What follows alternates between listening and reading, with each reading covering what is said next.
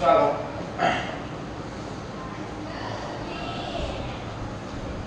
તો મારો ગુણક ને હું તારો અવયવ એની અંદર આપણે આ કોષ્ટક જોઈ ગયા રેડી હવે એનો આ પાર્ટ બાકી છે સ્વાધ્યાય પોથી ગાલા સ્વાધ્યાય પોથીની અંદર તો સૌપ્રથમ આપણે જોઈ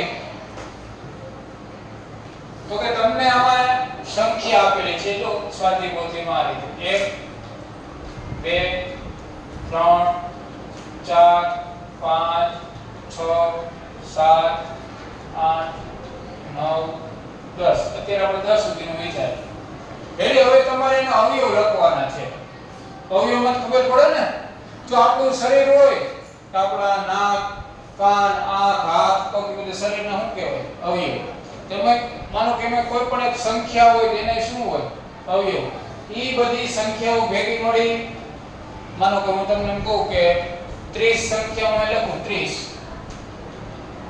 તો 30 સંખ્યાની અંદર એના અવયવ કેટલા બધા હોય 1 હોય 2 હોય 5 હોય 6 હોય 10 હોય 15 હોય આ બધા અવયવ કહેવાય કે એના ગુણાકારથી શું બને સંખ્યા બને માનો 15 ગુણ્યા 2 કરો તો શું થાય 30 એમ થાય ને તેવી રીતે આપણે સંખ્યાના અવયવની વાત કરવાની છે તો જો એકડો છે ને ઈ એવો વ્યક્તિ છે ગણપતિ બાપાજી આપણે કાઈ પણ કામ કરવું હોય બરોબર હે શુભ કાર્યની શરૂઆત કોને આપણે યાદ કરીને કરી ગણપતિ બાપાને વિઘ્નેશ્વરાય વરદાય તમે પેપર લખો ત્યારે શ્લોક બોલો હો ને તો કહેવાનો મતલબ ઈ છે કે એક છે ને બધાયનો અવયવ એકનો અવયવ કે અને આમ તો એક બધી સંખ્યાનો અવયવ ગણાય હો જેટલી સંખ્યા છે ને બધી સંખ્યામાં એક તો હોય અને હોય બે છે છોકરાઓ બે ના અવયવમાં એક આવે અને બે આવે પૂરું બે આવે હમણાં શું કીધું કે ગણપતિ બાપાને આપણે યાદ કરીએ તો એક છે ને ગણપતિ બાપા જેવું કામ છે એકલો એ બધાયનો અવયવ છે કદાચ તમે 1000 ના અવયવ લખો તો શું થાય એક તો આવે એક બધી સંખ્યાનો અવયવ કોઈ પણ સંખ્યા તમે લ્યો એમાં એક તો હોય અને હોય અને બીજું એવું છે કે એક બીજી સંખ્યા મૂળ પોતે પોતાનો અવયવ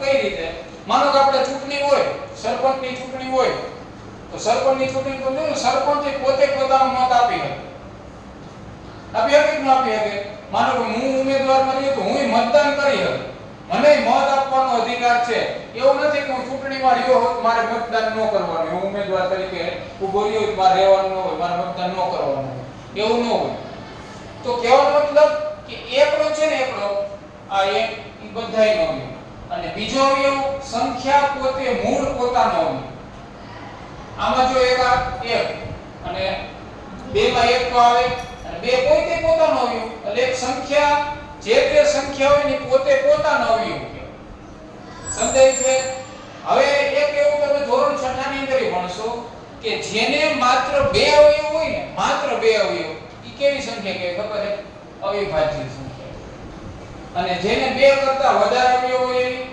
વિભાજ્ય સંખ્યા કહેવાય યાદ રાખજો આ ધોરણ 6 ની અંદર આવે છે અત્યારે તમારે અવિભાજ્ય વિભાજ્ય કાંઈ તમારે યાદ નથી રાખવાનું અત્યારે માત્ર ને માત્ર તમને શું યાદ હોવું જોઈએ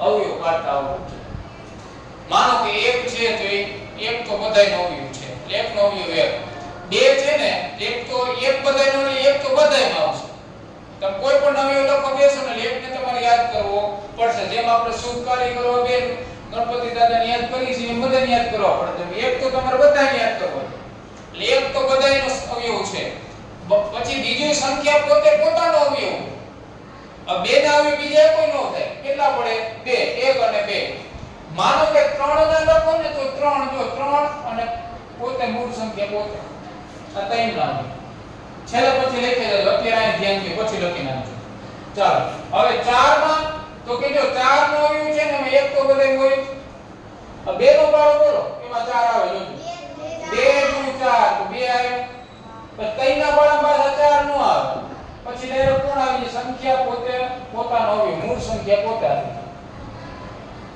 સમજાય છે અવયવ કેમ લખવાના આપણે અવયવની અત્યારે વાત કરીએ છીએ પછી માનો કે 5 તો એક તો બધાયમાં હોય બે ના પાડા 5 નો આવે જો 3 ના બરાબર 5 નો આવે, 4 ના બરાબર 5 નો આવે, તો કેવા 5 આવે? 5 ના બરાબર 5.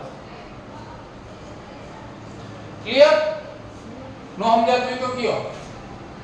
માનો કે 6 નો અવયવ આપણે લખો તો 1, 2 ના પાડામાં આવે 2, 3 ના પાડામાં આવે 3, 4 ના પાડામાં આવે 5 ના પાડામાં આવે 6, એટલે સંખ્યામાં પોત છેલ્લે પૂર્ણ. સમજાણું? વેર છોડિયા શું કરે પછી લખજે. ચાલો હવે 7, તો 7 માં જો 1 અને 7 પૂરું. સમજાવો? હવે ધીરે ધીરે તમને બધે સમજાઈ જાય. માનો કે 8, તો 1 2 પછી 4 પછી ગણાય કે 6 નો આવે, ડાયરેક્ટ નું આવે 8. ચાલો એના પછી 9, તો 1 3 તેરી 9 અને 9. સમજાણું? પછી 10 માં તો કે 1 2 5 અને 10 આવડે ગાવ. પછી માનો કે 11, તો 11 માં એક તો કોઈ તો હોય અને એક સંખ્યા મૂળ પોતે. 11 ને બીજા અવયવ ન પડે જો. પછી માનો કે 12, 12 માં તો કે 1 આવે 2 આવે 3 આવે 4 આવે 6 આવે અને 12. થઈ ને?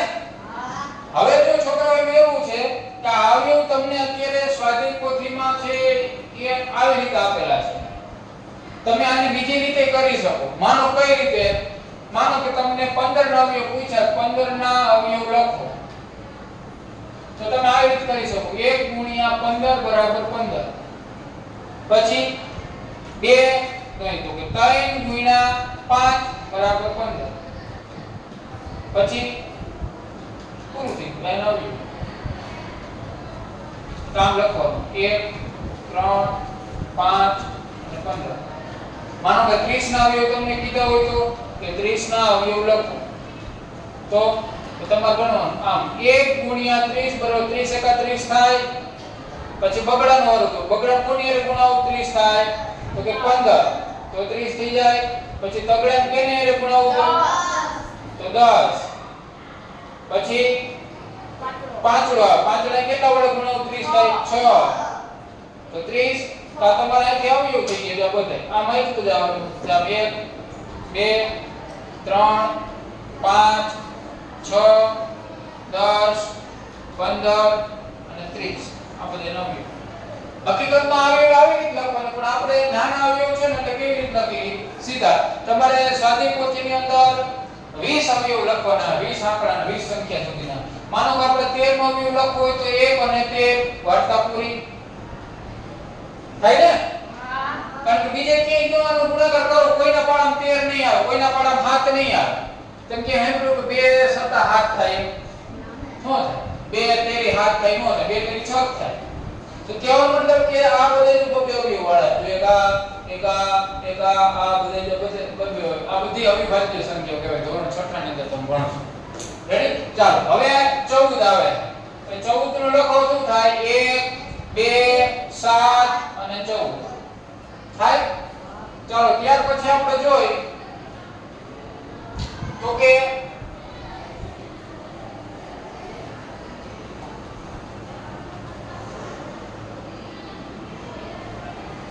15 કાઢી આવી અંદર.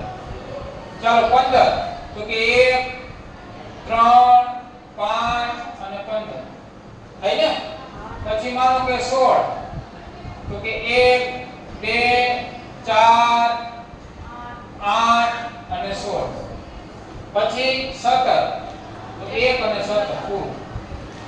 અને કોઈના પણ 17 નો આવે. પછી માનો કે 18 તો કે 1 2 3 6 9 અને 18 થઈ ને? પછી માનો કે 19 કોઈના પાડામાં આવે 1 અને 19 એમ નહીં. પછી માનો કે 20 તો કે ભાઈ 1 તો બધામાં આવશે, 2 આવે 4 આવે 5 આવે 10 આવે અને 20 આવે. ચાલો હાલો લખી નાખો.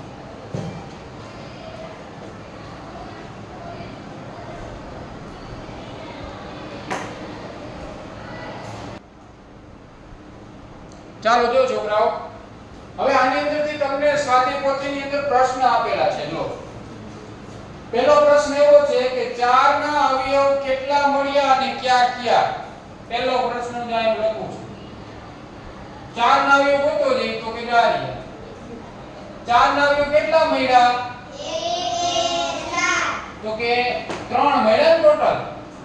1 2 અને 4 તો 3 અવયવ મળ્યા. કેવી રીતે લખવાનું? અવયવ મળ્યા. ક્યાં ક્યાં? તો કે 1 2 અને 4. આ રીતે તમારે જવાબ લખવાનો. પછી માનો કે બીજું તમને પૂછ્યું હે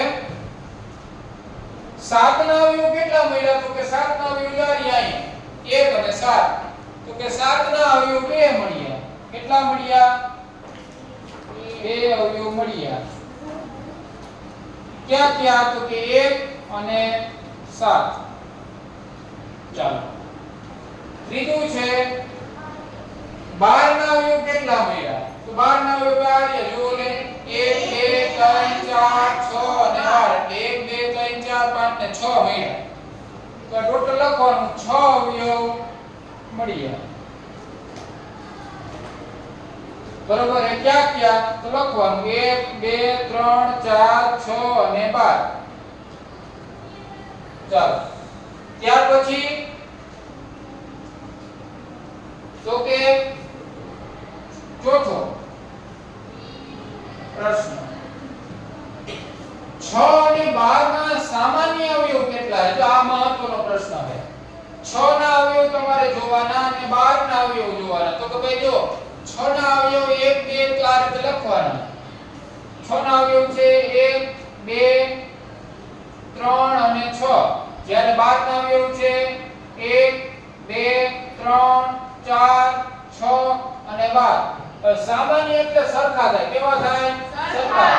તો સરખામાં જો 1 આમાં આવે, આમાં આવે, આમાં આવે, 2 આમાં આવે, 3 આમાં આવે, 6 આમાં આવે. ટોટલ આપણને 4 અવયવ સામાન્ય મળ્યા. કેટલા? સામાન્ય મળ્યા. 4 અવયવ સામાન્ય મળ્યા અને ક્યાં ક્યાં? તો કે 1 2 3 અને 6. ચાલો આ રીતે તમારે લખવાનું થાય. તો આ રીતે બધું આવડશે તમને? ચાલો મંડો લખવા. પાંચમામાં એવું જો 16 અને 18 માં તમારે કરવાનું. તો અહીં 16 ના લખવાના 18 ના લખવાના. પછી એમાં જોઈ લેવાનું સામાન્ય એટલે બેયમાં આવતો એવા સરખા અવયવ ક્યાં ક્યાં છે એટલે તમને ડાયરેક્ટ ખબર પડી. ચાલો સૌથી ઓછા અવયવ કોના મળ્યા? હા તો ચાલો જો સૌથી ઓછા અવયવ કોના મળ્યા? કયો? 1 ના. 1 નો અવયવ 1. સમજાય છે? પછી દરેક સંખ્યાનો સૌથી નાનો અવયવ કયો છે? ચાલો 1. પછી દરેક સંખ્યાનો સૌથી મોટો અવયવ કયો કહેવાય?